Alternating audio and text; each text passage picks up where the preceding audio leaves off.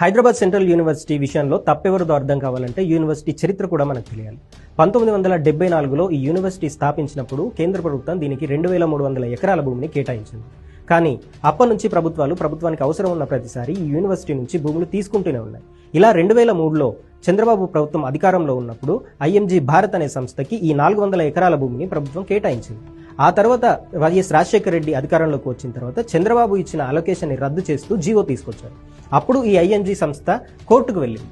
అప్పుడు ప్రభుత్వానికి ఐఎన్జీ సంస్థకి మధ్య ఎదురైన ఈ ల్యాండ్ డిస్ప్యూట్ రీసెంట్ గా దీంట్లో తీర్పు వచ్చింది. ఈ భూమి మళ్ళీ తెలంగాణ ప్రభుత్వానికి వచ్చింది. ఆ 400 ఎకరాల భూమినే ఇప్పుడు ఐటీ డెవలప్మెంట్ కోసం వాడతామంటుంది తెలంగాణ ప్రభుత్వం. అయితే ఈ భూమిని వాడుకునేందుకు తెలంగాణ ప్రభుత్వానికి హక్కు ఉందా అంటే ఖచ్చితంగా ఉంది.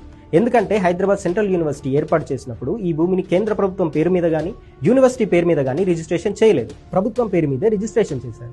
అందుకే తెలంగాణ ప్రభుత్వం ఖచ్చితంగా ఈ భూమి మాదే అని చెప్తోంది. కానీ ఇక్కడ అంతా అర్థం చేసుకోవాల్సింది ఏంటి అంటే అభివృద్ధి మనందరికీ అవసరమే, కానీ ప్రకృతి మనందరికీ ప్రాణంతో సమానం. హైదరాబాద్ సిటీ లోపల ఆక్సిజన్ ఎక్కువగా ఇచ్చే ప్రాంతాలు రెండే. ఒకటి కేబీఆర్ పార్క్ అయితే, రెండు సెంట్రల్ యూనివర్సిటీ. ఇప్పుడు అదే యూనివర్సిటీ నుంచి 400 ఎకరాలు తీసేస్తామంటుంది ప్రభుత్వం.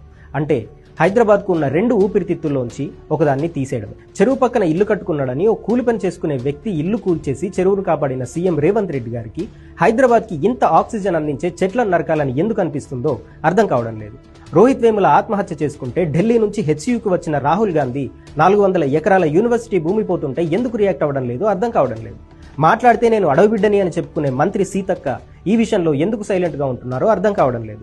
ఎన్ఎస్యుఐలో ఎదిగి ఎమ్మెల్సీ అయిన వెంకట్ బల్మూర్ అదే ఎన్ఎస్యుఐ తప్పు అని చెప్తున్న విషయాన్ని వినకుండా ప్రభుత్వానికి సపోర్ట్ గా ధర్నాలు చేస్తున్నారంటే మిమ్మల్ని ఏమనాలి?